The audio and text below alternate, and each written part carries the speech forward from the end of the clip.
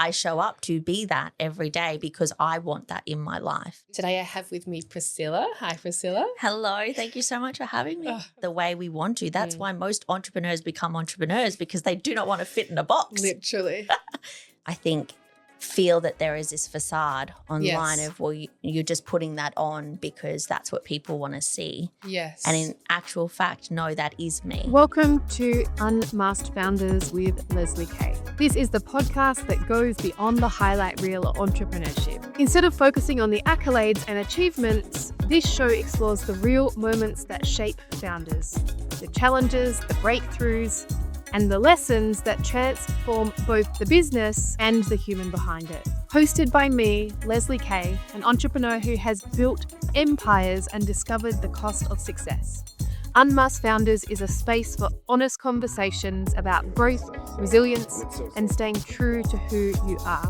Whether listeners are just starting out or scaling to the next level, this is where real stories are told. Welcome to Unmasked Founders, a conversation with me, Leslie Kay. Okay, welcome back to Unmasked Founders, the conversations behind the highlight reels. On this show, we talk about what it is to be a successful entrepreneur, and we talk about unmasking ourselves in the process. What are the moments that have brought us to our knees? What are the times where we've maybe not wanted to keep going? And what stories can we share with the audience to maybe inspire and motivate them to keep going in their time of need? Today I have with me Priscilla. Hi, Priscilla. Hello. Thank you so much for having me. Oh, I'm so excited to speak to you. I'm going to try keep this on track because we haven't caught up in so long. But yeah, this is more about the conversations that don't really hit Instagram, don't really hit the marketing channels, and we can go as deep or as wide as you want, I guess. Yeah. Really, I would just love to know, let's actually start with something that you're celebrating right now before we dive into some of the deeper combos. Yeah, something first of all, I love that we're having this conversation because being in branding and marketing, which has been most of my life, there is very much a highlight reel. And also I'm a private person as well. As much as I look like I'm an extrovert and I'm out there and doing all these things, and I still keep so much of my life private. And so I love that we're having this conversation firstly. What am I celebrating right now? I think I'm in the next era of my life. Have had some dramatic changes this year, which I didn't see coming. I couldn't have forecasted. However, I'm celebrating where I am now in life, and that through everything that I have gone through this year, I'm really enjoying where I am, and I'm seeing the lightness of it, and I'm enjoying my new space and my new routine, and I'm really feeling so much more grounded and certain in the next era of where I'm going. So yeah, I'm celebrating me right now. Yay. I love that. I love that. I would love to know a moment in your business. It could be recent, it could be over the years that you've been doing this, and be as detailed as you like. I really want to leave people that are listening with the essence of really bringing them into what it can be like. The moments that brought you to your knees, the moments that perhaps you wanted to burn it all down and not keep going. When I speak to that, is there a moment that comes to mind where, you were like, shit, I don't know if I can keep going, and how did you get there? Yeah, definitely. One moment in particular, I've actually got goosebumps in my legs. One moment in particular, after my second son was born, he would have been probably about 4 months old. Actually, he would have been, because I was coming to the end of my maternity leave payment. And as a sole entrepreneur, that we only get the government. We don't have any other maternity leave available to us. And at that point, I would say I was in my hustle era. So when I was on, I was making money, but as soon as I took my foot off the pedal, or I wasn't at the front of my business died. Even though I tried to build teams, I'd been a roller coaster up until that point. And then obviously taking time off, having my second son. And unlike my first son, I just, literally got home from hospital and just straight back into it. I was just full hustle. And then after Fletcher was born, my second, I really wanted to take some time. But what I realized through that was that my business, how I'd built it, was not sustainable. And it got to the point where I was literally living off maternity leave. I had nothing left in the business account. And I was like, I'm doing all these things. Everyone was celebrating me online. Like it was the whole mask, right? I looked like I had everything. I had the house, the husband, the family, the successful businesses. But the reality, like my bank account was empty and I was so unfulfilled. I was so disconnected from everything, from motherhood, from being a wife, from my business. I just felt empty was the only feeling. And I was breastfeeding Fletcher in the middle of the night one night, and it was just tears down my face.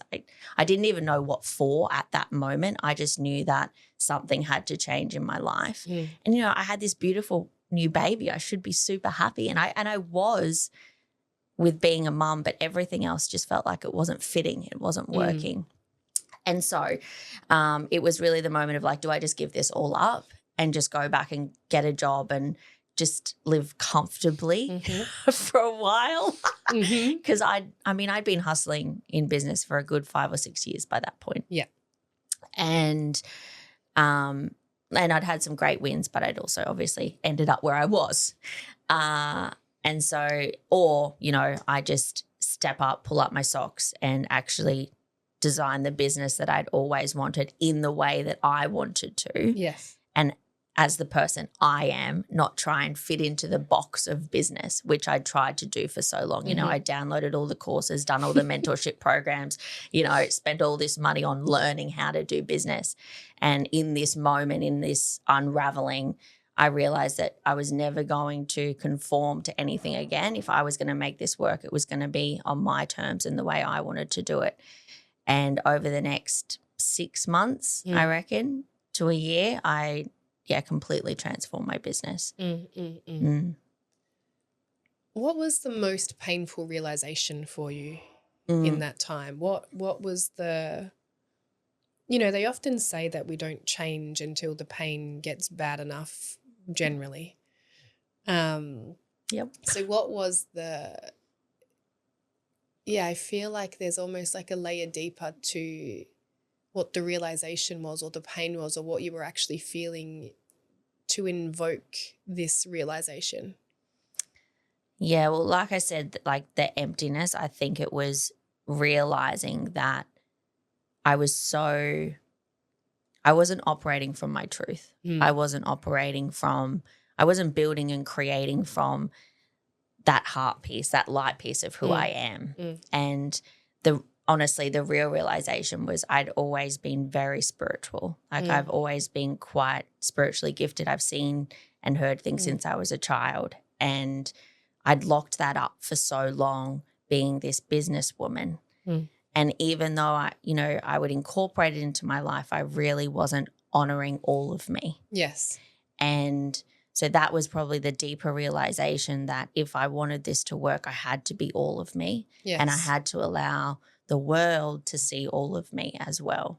Yeah. And so I really did rejig and rebuild my business from a very different place. What mask would you say you were wearing? Multiple. You know, that I was always a high achiever, you know, to prove my worth. Because obviously childhood has a big impact. And I felt like I always had to try and prove myself in order to receive love. And so there was very much this, you know, I was a very young entrepreneur when I started, and I was very proud of that. I wore that like a badge of honor. Yeah. And so, yeah, for so long it was very much about how much can I do so that I can prove my worth. The mask, very much people pleaser, you know, wanted to do everything right for everyone and then often leave myself without. Last, yeah. Not at all, not even last. Not even last. It just didn't exist. Yeah, I would say they were probably my two things. Like I was very much head bent on I needed to prove that I was worthy of creating. What do you feel like it cost you? My happiness. Happiness, fulfillment. I was just so disconnected. I was so disconnected. And yeah, I would say that's the biggest, like for me now in my life, joy is number one. Yeah. I need to be happy and I need to be joyous. And if I'm not, I know I'm out of alignment and I can quickly get myself back now. But for years I didn't. Yes. I just kept pushing and pushing and pushing, thinking that, oh, well, once I earn this much, or once I make this, or once I create this, I will be happy. Yes. It's a whole bunch of bullshit, as you know. I do. Yeah. So yeah, as you're saying this, I'm really thinking to one, like high achiever syndrome in women, which is for me, it's kind of the way that entrepreneurial women are born. For sure. Almost every conversation I have with women in business, there is a vein of either they had a parent that celebrated their being smart or being successful, and so they learned that success or being praised was love, so I'm going to keep doing that. Mm-hmm. Or they didn't have the parent, so they become successful because they're seeking that approval in some way. I had both. Same. I had both. Thanks, family. So so really effed up. Really, I know. And my mum and my dad, like, really, could you not just one of you have stayed and at least allowed me to only have abandonment on one side? Yeah. Although I'm grateful because I am the woman that I am. But sometimes I'm like, really, guys, couldn't one of you just sorted your shit out? Yeah. We signed up to this, though, before we came, so we did. We knew what we were in for. We did. And I guess, I mean, if I look at the positives, because this is what we need to do, I think, to survive. For sure. I was only speaking about that with someone this morning. It's like, laugh about it or cry. What are we going to do? But it's like, well, I can see the feminine wound or mother wounding because I have that, and I can see the masculine or same because I have that too. Yeah. So, yeah, I actually am going to go there because you've kind of opened that. Yeah. How do you think, what was your relationship like with your parents, and how do you think that impacted some of these wounds and masks? Because for me, and make a joke about it because have to, or will continue to cry for the rest of my life. But I was raised by my grandparents, taken from my mum when I was 4 because she left us in a car. She was a drug addict, still is actually to this day. I tried to reconcile with her, 2 years ago, and still a drug addict. So just no capacity to even, I'd done a lot of work. I was ready to forgive and heal. I'm like, cool, mum, we can have a relationship, and just no capacity. Which I've made a lot of peace with. Again, I see women that have done this and try to reintegrate their mum into their lives, and it can be challenging. So sometimes I'm like, maybe I'm just not meant to. But yeah, really it shaped a lot of who I was and who I still am, no matter the work that I do. Forever seeking to understand how I relate with women on a deeper level, because my first betrayal was my mum, and it was a big betrayal. It's insidious inside of my nervous system and DNA. And then similar with my dad, it's my now partner, who's like literally God's gift. I love that. I love that for you. I'm so happy for you. Just erases any story I've ever had about any man ever, and will hold me through all of my triggers. And I'm learning to not be so surprised by it. Of course, I was celibate and single for 4 years. I did the work, but yeah, just the level of healing that comes from that relationship. But enough about me, looping it back. I think I want to speak to, sometimes, especially if you're successful, we can avoid the belief or the term or the thought process that there's something wrong, or there is maybe something that we need to heal, or there is a part of us that we need to look at to have more in business. So what I want to direct this to is, I had 2 8-figure companies, and I would literally say trauma doesn't affect me because how can it? I'm so successful. And then I literally woke up one day in the middle of like a self-sabotage spiral where I burnt everything to the ground. Now, I didn't know that then, but I feel like there's so many people that are kidding themselves that they don't have to do anything. They can just keep outworking or outrunning or using their willpower to overcome in some way some of these patterns and beliefs. And I kind of want to highlight how it shows up in different ways, and then how it can turn your whole world upside down. And not to scare people, but I think for those listening that are like, oh, I'll deal with that later, or I'll deal with that when it was a problem. I really wish when I had the time and the money and the resources, and I do again now, but there was times where I didn't, that I actually, invested in myself, invested in my healing, didn't just care about the Range Rover and the Hermes bags. I was actually like, took time off and went to healing retreats and actually started to, for me, it was numbness. I actually didn't realize, but I couldn't feel anything. And one day we were on holiday and I'm like, why don't I even feel happy? And I was like, oh, I don't really feel much. And I thought it was a good thing. Yeah. Yeah, well, that's a problem in itself, isn't it?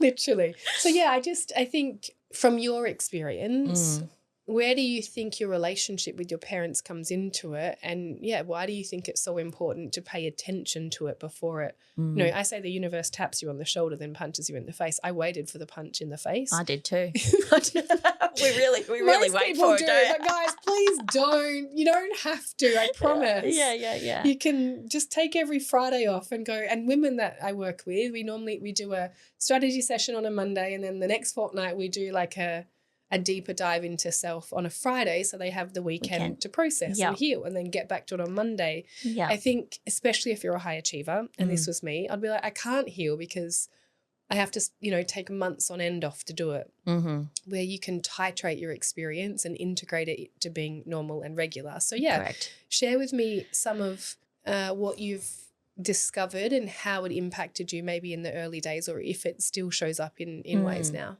Yeah. Trauma is an interesting thing in that you can work through so much, but there are still patterns and behaviours that show up occasionally. I'm very good now at catching them, whereas I wasn't previously. So I would say I was very much on that high achiever train for a good, like I said, 5 years in my business. And I was the same. I wasn't at all dedicating any time to healing, personal growth, I wasn't doing any retreats, taking any time for myself. I didn't have a mentor. I was like, I can do this all on my own, you know, good on me. Let me just let my ego tell me that nothing's wrong. Exactly.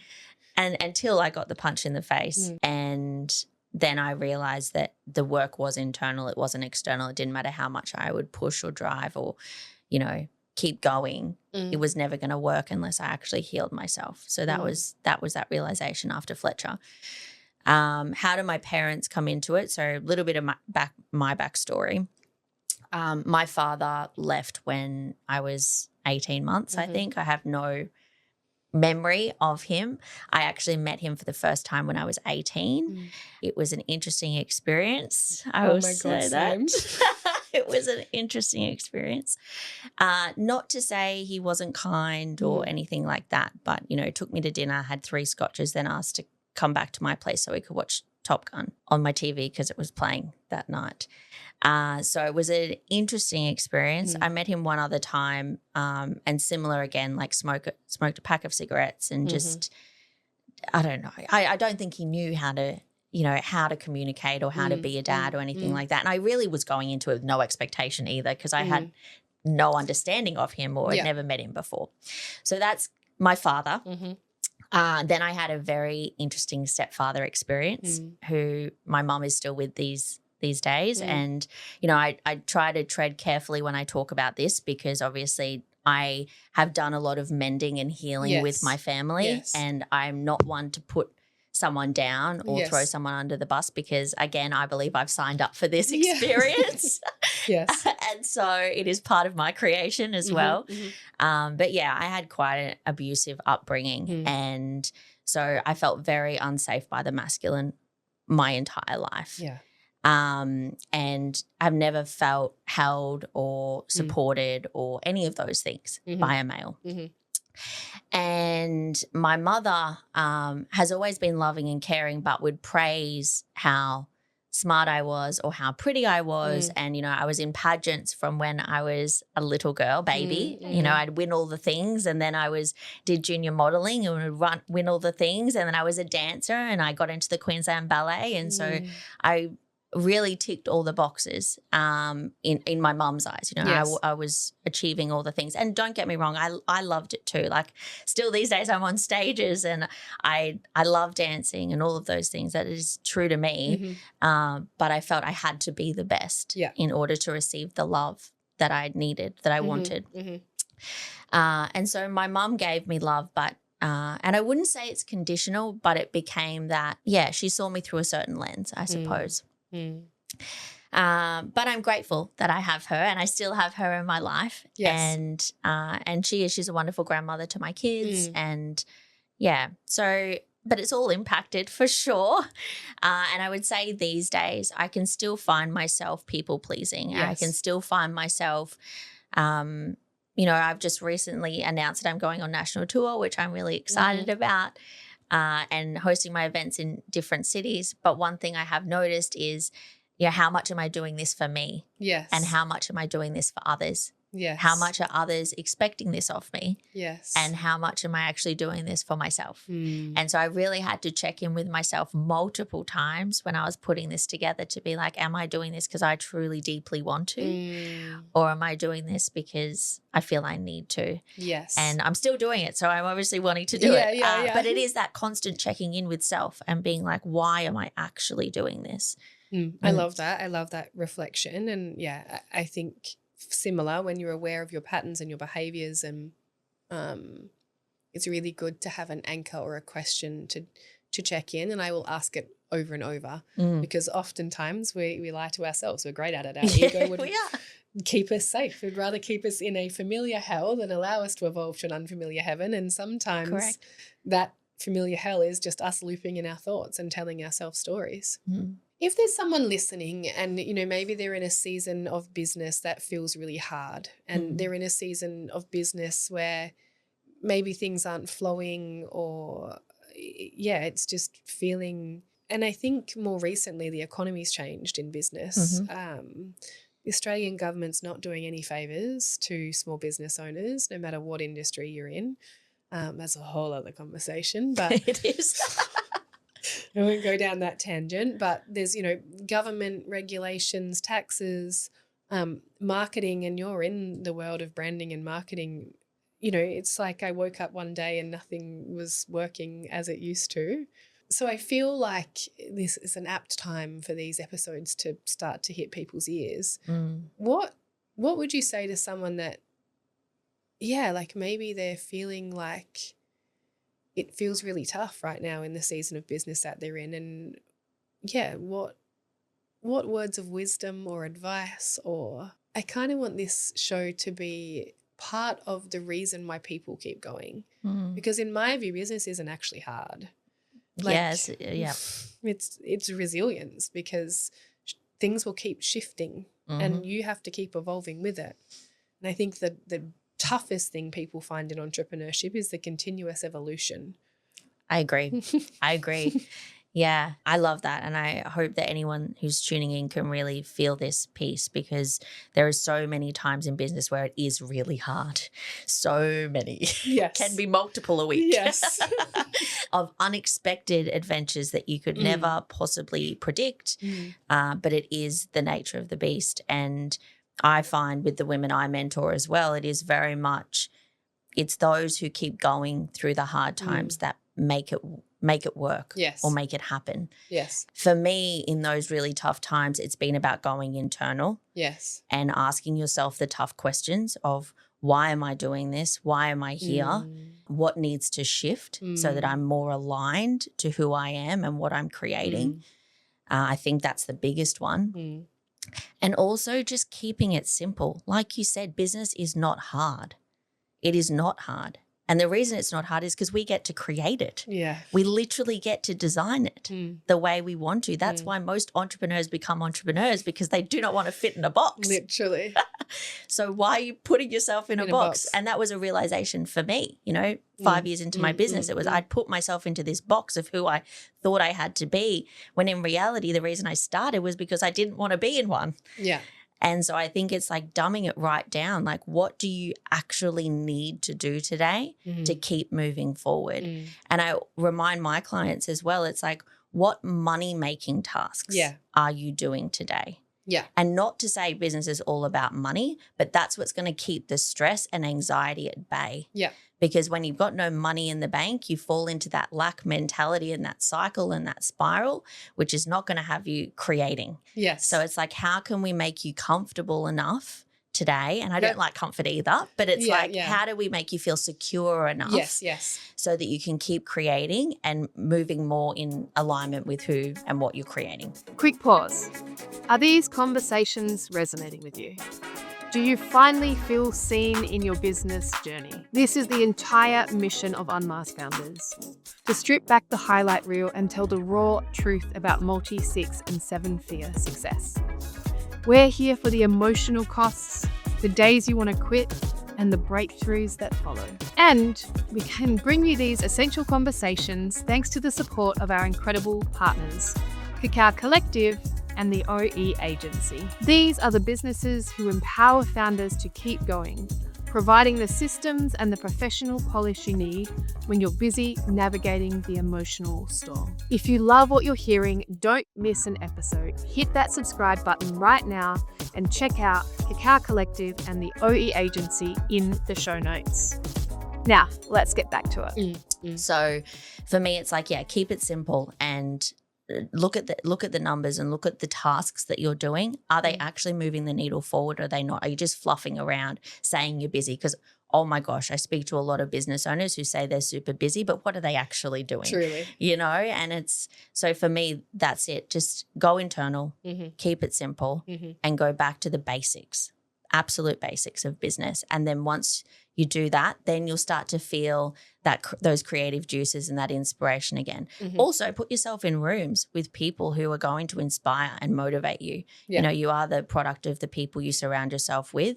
So being surrounded by either a mentor or a group of humans who can keep you on track and keep you connected to yourself is so important. Yeah, so true. I love that. Yeah, I love this. It's not about money, but let's be honest, most people attach money to safety. For sure. Yeah. It's one of the biggest things I'm moving through right now, especially with a relationship that's really safe. Yeah. It's brought up all my money stuff again. It's great. Yeah. But yeah, I love keeping it simple, going back to what's actually going to move the needle. I think feeling it. I think we can so often almost bypass or like put on the mask and put on the facade and be like, everything's good. I'm not going to allow myself to feel what is brewing underneath, the fear or the doubt, and like just give space to it, cry it out, scream it out, like have the little tantrum that part of you wants to have. And absolutely. So great. So nourishing for the soul. It is. And then, it's the moving in the direction of more of your mission and vision. And I think to your point before, one of the biggest things for me is if I'm in a season where it feels more difficult, I double down on why I'm doing it. Yeah. Because if it's bigger than me, if I'm like, well, I want to help 1,000 women become millionaires through their business, and if I just gave up today because today felt really hard, I don't get to do that. Like Correct. There's women that will continue to struggle or will continue to sit at 6 figures and not actually have the freedom. And that brings it back to another point. I think you touched on this. The most of the time we become entrepreneurs to do it on our terms. And what I find is most entrepreneurs start their business for freedom but never actually find freedom. Correct. It's like we have this grandiose idea and then 9 times out of 10 we just appoint ourselves a job that we're responsible for. That we work 100 hours a week. Literally. It's not even a 9 to 5. It's like a 7 to 10. Exactly. If you're lucky on a good day. Literally.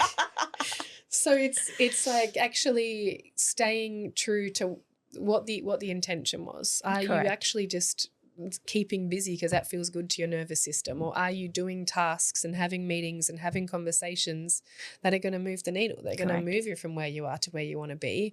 And what is freedom actually? Like, because 100K a year is, you're kind of broke at 100K a year, to be honest. To run a business, run a business. Yeah. Once you've paid taxes and expenses and Correct. It's like a minimum wage. Everyone talks about, getting to 10K months, and it's like, well, this is good. Like, this is a good first step. Great, It is. However, to really build a business of freedom, you need to be doing more than that, and your goals should be more than that. Literally. Because, I used to strive for that in the early days, and I'd be like, woohoo. And then you look at it after tax and all of the things, and you're like, wow, haven't really made a lot of money. May as well go back and become a receptionist. Yeah. Perfect. Yeah. And we all need to start, with small Truly. goals. Absolutely. But I am someone for lofty goals as well. It's like, shoot for the stars. Yes. And you'll land a lot further than if you just shoot for here. Yes. Yeah. That went off a bit topic there. Perfect. That's here for whatever comes. What's one thing you feel you get, or maybe you used to feel you get judged for, or like I like this question. Yeah, almost like, what do you wish people knew about you that they get wrong? I love this. This is a great question. And do you know why it's so perfect? I was literally thinking about this to myself last night. And this is just so perfect. Thank you. I think there's a lot of people online who believe that my joy, my innocence, my lightness is a facade. Wow. Yeah. And I only say this because I feel sometimes I'm big in energy. Yes. And I'm very sensitive to energy. Yes. And I feel it talking to some people. Sometimes, they'll meet me in person. I'll be, oh, you're how you are online. I didn't expect that. And I think, no, I am super genuine. It's just a lot of people, I think, feel that there is this facade online of, well, you're just putting that on because that's what people want to see. Yes. And in actual fact, no, that is me. And I think there isn't a lot of people in this world who are super genuine and authentic and are that light, if that makes sense. And so I think there's a real misconception potentially out there that, I'm putting on a facade in order to please people, which would go really well with my trauma wound. Yes. However, I believe that's actually how I am just in life. And I try to be super authentic, but it's perceptions, right? It's how people take it based on their own stories and what meaning they want to give to it as well. And I have had people message me saying I trigger them as well because how can you be so happy all the time, Priscilla? It's like, well, it's a choice. Truly. I show up to be that every day because I want that in my life. Sometimes days are really hard and I don't always feel super happy, but I do what I can to get myself back into that state of being because that is how I want to live every day of my life. And I'm a big one, I might have a cry, but then I'll turn the music up really loud and I'll dance around my house or, I'll do stupid things like that. Not stupid, fantastic things like that. Yeah. It feels a bit silly in the time, but it's necessary. But it is necessary. And I think sometimes I do trigger people because life isn't easy, but it's how you choose to show up for it. Truly. Yeah, I love this because, and again, part of the reason for this podcast, because there is so much in the highlight reel, but I actually want to touch to this, people that expect you to overshare, because as leaders, I feel it is our responsibility to insulate people from the denser emotions, not that they shouldn't feel it, but I don't want to come online and, I don't know, be angry or be. Me neither. Because people will feel that. And probably then, put them in the denser mood. Correct. So it's like some people expect you to show up in all flavors of you, which doesn't actually serve anyone. And Correct. It's not to be fake online or to only show the highlight reels or to only show the positivity. I think having conversations like this is how you speak into the denser emotions or denser aspects of entrepreneurship. But it's like we have a responsibility to keep the vibes high because business is so hard. So if we were constantly talking about the shit that goes wrong, and if we were constantly moaning and whinging and just we'd be pulling ourselves down into it, would be pulling our audience down into it, and we wouldn't be serving our clients because oftentimes they need us to actually perk them up and Correct. To hold that line of possibility and to hold that energy of, I get it. I feel you. I've been on my knees crying, saying I'm going to sell the business or close the business too. I've been there. I get it. And I promise you there's another side to this. So take my hand and let's walk over this mountain or up this, maybe you're down the bottom, you've got to walk up the hill and see what's available to you again. Correct. So, I hear what you're saying and I get it too sometimes because I'm similar. I will only show up when I'm in good energy because I don't want to bring It's not that I won't talk about it. I'll speak about it here. Absolutely. And I do this too, very openly, and I'm happy to. But there is a time and a place. And I actually, to that point, I find if I jump online and I'm watching someone who's all emotional, down in the dumps, you know, they've had a really hard day, which sending love they probably have. Yes. I don't feel good after watching it. You know, I feel all those emotions that they're feeling. I take it on, probably because I'm a projector as well, but, you know, take it on. And I don't think that does lift the community. I don't think that does work for the highest good. I agree. Yeah. I agree. You know, I'll unfollow people if I see them constantly being negative. I'm the same. It's like I'm so protective of my energy and my mindset, and especially if I'm in a season of growth and it hasn't been all roses and rainbows. So it's not growth if it is. Honestly. But why? That's a long story, isn't it? It is.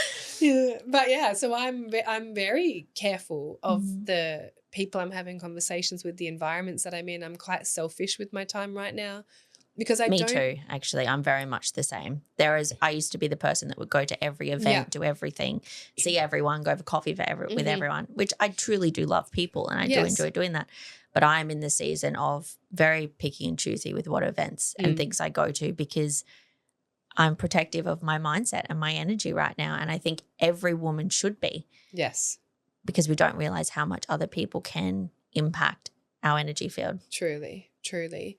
So to that then, and I think this is a great point for anyone that might be in a season of, you know, growth, your environment matters. And I think if you're new to entrepreneurship, and some people give flack to this saying, but you are the sum of the 5 people you spend the most time with. And some people think it's a very shallow metric for your friends and family and relationships. But yeah, I know for myself, if I can't be around people that don't see the positive or that don't want to invite what's possible, especially when there's parts of me that want excuses to give up.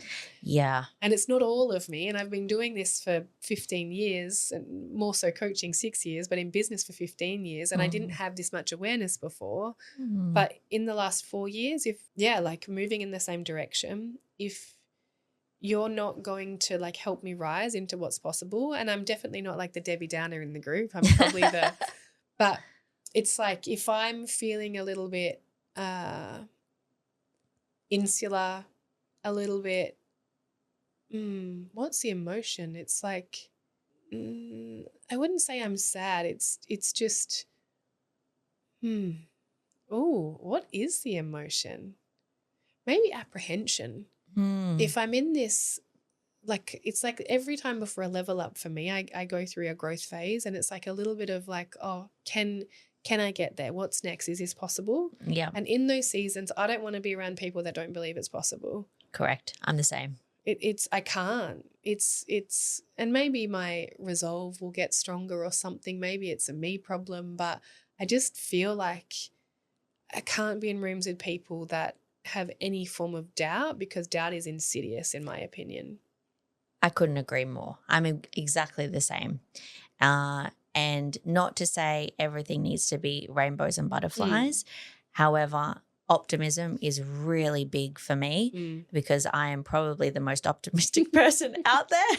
There is no mountain too big for me. However, I need to be in rooms of people who truly do see and feel that as well. And not just in my dreams, but in their own. Truly.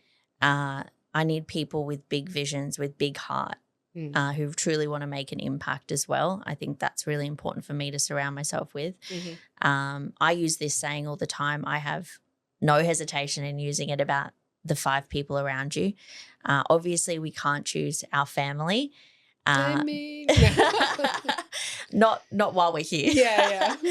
But we can choose to surround ourselves, you know, with business acquaintances or friends or, you know, with who we believe we align with or who are ahead of us and who we strive to be like. It makes the biggest difference, I think. And I talk a lot about energy.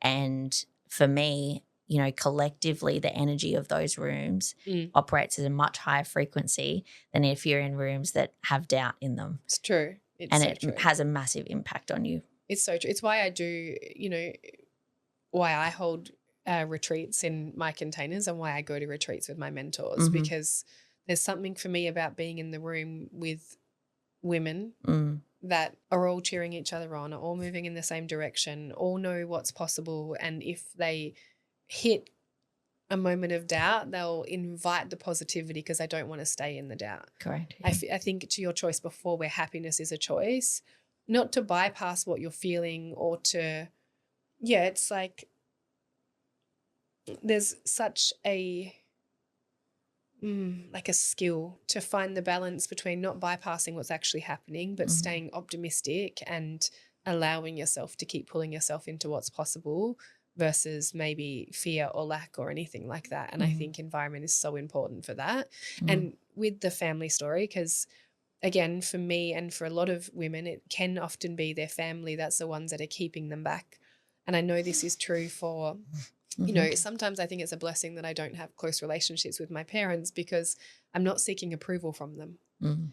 And I'll, 30, 40-year-old women that I'm coaching and they're waiting for their parents' approval. And I'm like, do they have a successful business? Because if they don't, why are we asking them? Yeah. And sometimes even if they do, most of that generation built it on hustle because you were taught to work hard. I was raised by my grandparents and I was praised every time I got straight A's in school. So that was my praise kink. Thank you. And then, my grandparents' generation was work hard. Correct. If you want to make money, work hard.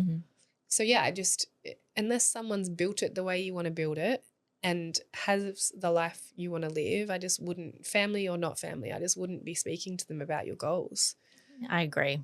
There's so many advancements. Like AI wasn't even a thing. Half your business can be run automatic now. Yeah, exactly. Yeah, I think this is why I run events. This is why I hold tables with powerful women at them, because it truly makes a difference. I have seen the impact that my events have on people when you surround. I have some people who come who, have hardly told anyone about their business idea because they're too afraid to tell their family or their partners because what are their partners going to think? Which is sad to hear how often that is the case, to be honest. Yes. But I hear it a lot. And I find that's why I love events, because when you can bring people together of, like-minded mindset and frequency, the impact on these people's lives is, that it will change forever because they'll feel that there is more people like them and also that they're, you can optimism, I don't know how to put that into words, but I feel it. Yeah, it's like you can just tell if you're in a room with people where possibility is the frequency. Then I also think being the leader of the space, you cultivate that experience and that energy. Because if I think I was just in the room on the weekend with 100+ people, not everyone in that room's optimistic, because I had individual conversations with some of them and I naturally withdrew from some people because I could tell they were looking for problems, not solutions. Yes, I've had those. And I truly think there's two types of people in the world. You're either looking for problems or solutions. Yep. And some people, it doesn't matter how many solutions you have, they'll always find a problem. It's so sad, isn't it? It's very sad. It's very draining. Come on, people. It's very draining. And so if you're a business owner, do not be that one. Please, there is ways to break that pattern. So what is actually happening on a psychological level is that you're looking for safety by finding all the problems. So because if there's no problems, then we're safe. So your brain is then like catastrophizing everything that could go wrong, but then often you attract that into your life or into your business. So that's what's happening. I understand why it's happening. That was my ex-husband. Yeah. My ex-husband too. Great guy, great friends, co-parent Look at us. well. But yeah, exactly. Honestly. I'm exactly the same. Great father. Yeah. Great ex-partner, but just very much that. And that was part of the reason. There's a whole another story, but part of the reason for the separation was I knew for me to go to the next level of where I was going and the impact I wanted to make, I couldn't be with someone who was constantly looking for the problem. Truly. And in fear. My ex-husband was fear. Everything was fear. Yeah. And he has a successful business now. I say to him often, I'm the best. Me leaving is the best thing that's ever happened to you. Yeah. And it is probably part of the journey that you both signed up for, you know? Truly. I believe that with my ex-partner as well. Yeah. And he works really hard for the money that he makes because he's always looking for the problems. Yeah. And yeah, it's interesting because we'll be in swap over with our son and we'll go to have conversations. And yeah, the mindset that he has, I couldn't, because we constantly end up talking about his problems. Yeah. And I will constantly be trying to reframe that into opportunities for him. Oh, I hear you. And it's great in small doses. And I feel like I'm like, all right, here's what I can give you to support you. But it makes me realize that I couldn't, and it's chalk and cheese. Like I had a whinge to my partner this morning about stuff that's happening in my business. And he's pretty much like, we're not going into the negatives here. Like he lives in gratitude. He like Amazing. Anytime I dip, and it's so interesting because I was the strong one and the positive one in my last relationship. And I feel like this has almost created more space for, and not always in a healthy way, if I'm being honest, for the parts of me that have probably doubted for a long time. But he lets me have space for it, but he won't let me stay in anything but gratitude. Amazing. And he won't let me do anything but find the positives. And I had this realization, I'm like, wow, he's the more positive one here. Didn't think that was possible. Literally. I love that for you. Oh, I'm so happy for you. It's profound, but it's actually brought up a lot of patterning in me that I didn't, or subconsciously, because I think this optimism that I've had, it's like my survival mechanism was optimism. I understand that too. It can almost be a negative, like rose-colored glasses, where I'm not actually seeing. I've had experiences where that has been the case too. So this is one of the things that we're working through, is where I actually haven't been seeing things for as they are because I've been in too much optimism. Because my survival pattern has been, it's like my life may have been all like abuse and drugs like last week, but this week I'm on top of it. Not now, but in my childhood. So my patterning has been, well, let's have hyper optimism but let's not deal with where reality actually is, because that was how I survived. Yeah. Well, reality was too hard, Basket. It Way was too hard. Yeah. No, I completely understand that. And I was very much the kid, like no one had any idea what was going on for me at home, because I was the happy, joyful, dance around, be silly kid at school. Not be silly, I was a smart kid, but you know what I mean, at lunchtime. Yeah. And no one ever had any idea, but it was the whole, I created this reality for myself because the actual reality was too hard to deal with. Truly. And I have found it in later years of my life show up as well, where I've signed up to do different business opportunities and things with people where I'd had the rose-colored glasses on because I wanted to see the best in people. I wanted to see the best in the opportunity because I could see that there was possible opportunity there. Yes. However, I lost sight of the reality of maybe who these people were or what the opportunity actually involved, and I got myself into a bit of a pickle. So many times. Yeah. So it is important to be optimistic, but also, I think it comes down to like meditating and like grounding in yourself and just asking yourself on a regular basis, like, why am I doing this? For me, that's probably the most powerful conversation I can have with myself on a regular basis. Yeah. Really grounding and anchoring. What's one thing you want to leave everyone with, in the essence of having some real conversations? What is one message, one story, one belief system that you would want to leave entrepreneurs with that might change the way that they're viewing their problems or growing their business? That's a big question. It is. It's a very big question. I love it. One thing. It can be a few. We've got. Yeah, I'm just thinking, like, how do I sum it up? Going back to what we were talking about before, and when you are going through the hard times, it's taking stake. It's doing the internal work, signing up to the retreat or whatever it is you're being called to, and allowing space for yourself. Business is just a personal growth journey at the end of the day. And it's how much time are you taking to get to know yourself? along the process, because like you said before, business will change and evolve and grow. And that's probably my second point, is how much are you suffocating your creation?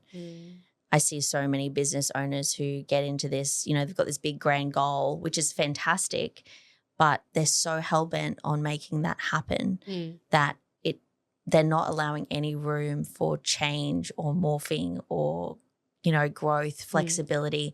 It's like, because the universe probably has a better plan than what you have in your head. And so if you just let the reins go a little bit, maybe you'll see what actually it's meant to evolve into. Truly. I think that's a really big point I would give any, you know, entrepreneur starting out or in a hard time. It's like, if it's feeling really hard, it's probably for a reason. It's probably because the universe is nudging you to pivot or move or just take a minute to let something else unfold for you. Yeah. What did you used to sacrifice for business that you're not willing to? That was a really quick-witted answer. It was. I would say the same. What did you used to, so what was everything? What were you willing to sacrifice before that you're not willing to sacrifice now? Yeah. My life has completely changed from what it used to be. I would sacrifice my time, my health, well-being, my family. You know, I love being a mum. I loved being a mum. I very naturally stepped into the mum role when I had my children, more so than I thought, because I actually believe when I first fell pregnant, I wanted to have babies because my husband was a bit older and he wanted babies. I was very, you know, I wanted to build my business. And so, yeah, I didn't realize how easily I'd fall into motherhood, but I did sacrifice the time that I got to be a mother because I thought it was more important for me to make money and build a business. And so I sacrificed a lot, and then in turn, obviously, my happiness. Yeah. Whereas now I truly live a life of freedom, and I can say that hand on heart. And not to say every day is easy and I'm on the beach every day, but most days. Yes. Because I know that if I'm good within myself, like if I am happy and fulfilled and nourishing myself, everything else just happens. It is like magic. And I now get to live in this life where I believe my life is like magic. And that's not to have rose-colored glasses on, it's just actually to see it for what it is now and to honor myself in that. And so for me now, I really do have freedom in that, you know, I've built a really beautiful team that I can rely on and that love what they do as well. And also I've set up my business. So, you know, I'm really only on one group mentoring call a week. I have occasional one-on-ones, but my team take care of my agency. I run events because I want to, not because I have to. And I'm very intentional about how many events I do run. And so I really do live a life that, of creation now, which is beautiful. And honestly, 5 years ago, I didn't think I'd be here. Truly. Do you think you needed to sacrifice? Do you think there was a season of sacrifice, or do you think that was a belief system that you needed to move through? Both. Okay, definitely cool. Both. I think there was a time for hustle because honestly, I built so many connections. I laid the foundation of my business, and I learned what wouldn't work. Yes. Honestly. So I think I needed it, but it was definitely coming from a lack mentality. It was coming from a place of, I need to do this in order for this to work, even though it wasn't working. So I think it was a bit of both for sure. No? Well, yes and no, yeah. In that, how do you discern whether it is intentional hustle or this is the season that I'm in, or you're telling yourself it's a season that you're in because you know no different? Because I agree. Like the weeks I have my son, I say life hack 101, get divorced.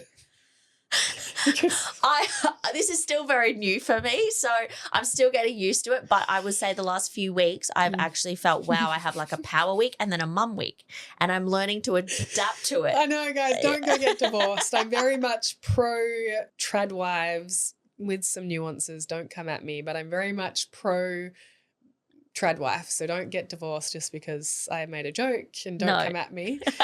Me and my ex-husband would still be together. We just weren't compatible. And if I had have known myself deeper, I would have known that before we got married and had babies. And I think the issue in business and in life and in most things is we don't spend the time to know ourselves before we make big decisions like Correct. getting married and having babies, because school pushes us through this programming of this is what your life should look like. Yeah. So if anything, if you're in your 20s, just slow down. You've got time. I promise you've got time. Yeah. But yeah, I agree with you, but I think some people can be like, oh, I'm just in a season of being busy because they don't know how to operate in another way. Yeah. And one of the biggest things I have with women is when I'm helping them free up their time, when they have the time freed up, they don't know what to do with themselves. So I agree, because I'm building 2 businesses right now. So I'm going to networking events, and I'm actually quite full, and I normally only work 20 hours a week, but I'm probably 30, some weeks 40, but only on the weeks I don't have my son. So if it's kid week. But are you enjoying it? Oh yeah, it's so good. There you go. So I would say that's my point to that. Yes. Is like I have that as well. Yes. There are some weeks, actually I've just come out of one where I was creating a Yes. lot. Yes. But I wanted to. I felt the energy. I felt that spark. Yes. And I think that's actually perfect and beautiful and how it's meant to be. Yeah. But it's don't do that because you feel you have to in order for something to work. Yeah. Because if you're doing it because you have to, you're out of alignment straight away. I agree. And in business, if you're creating it, and I'm not going to say right way, I nearly use right way, but there's no right way. Yeah. If you're creating it out of alignment, Yes. you shouldn't have to be on it all the time. Yes. It's when you get those sparks of creation and inspiration, and once you set up the correct systems or structure of your business, it should support you to have the downtime. I agree. Because as a female leader, I'm presuming most women and most people listening to this will be women. Yes. We can't be on all the time. No. We're in a cycle Yes. constantly. Yes, I say this all the time. Yeah, and it's like we need to allow that cycle to play out in our lives and in our business, because that's how we best operate and function and create. I love that. I love that. What would you say your biggest – I don't like to use the word mistake. I believe we make our decisions to learn lessons, to evolve into the leader that we need to become. But if – to label it as a mistake, so people – because I think people need to feel like it's a mistake to grasp the concept of it. Yeah, I like that. Yeah, what would you say was the biggest mistake you made, and what did you learn from it? I would say in the early days of business, I didn't at all look at my numbers, and I didn't value myself in order to charge my worth. And charging your worth comes with time and maturity and experience. I get that. But I was pretty much at the beginning giving my time away for free, which most people do. Yeah. Or trading time for money, like as in like an hourly wage. The biggest trap I see did that too. Is like, well, I earned $100 an hour when I was employee, so now I'll charge $150 an hour and I'm doing better. But it's a whole doesn't work in business. Doesn't work in business. It doesn't work in business. And I did this for so long. And I know so many other people do. Understanding money, looking at my money, because there was a big part of me that would just not look at my bank account for weeks on end, because if I didn't know about it, it didn't exist. And so it was being across my money and what I was charging, and valuing myself enough to charge maybe not even what I was worth, but more than what I was, you know, and not doing the hourly rate, like doing packages or, you know, something else, another form, because I would say that was probably my biggest mistake, because it was constantly a roller coaster, and it was a roller coaster of emotions and heartache and can I do this? Can I not do this? And it was all because I was putting safety on my money, which so many of us do. And so that's why I now talk so much about, well, let's create some foundation, money foundations, so that you can feel, again, that comfort enough to be able to create. Yeah. I love that. Yeah. I love that. So thank you for joining me for this conversation. It's been great. I feel like we could keep going for hours. Oh, always, yeah. Where can people find you? Yeah. So PriscillaSkippington.com. I have Instagram, Facebook, all the things. And then for Priscilla Skippington, you can find all my events, Lumiere Inspired Founders, and other businesses that I have. Multiple passion entrepreneur over here. Yes. So, I love it. Yeah. Thank you so much for joining me today. Thank you so much for having me. Appreciate it. Thank you for listening to Unmasked Founders with me, Leslie Kay. Follow Leslie Kay on social media for more insights, and we'll see you in the next episode. You can find me at Leslie with a Z, Kaye. Check the show notes for how to spell my name. Remember, true success is built from the inside out.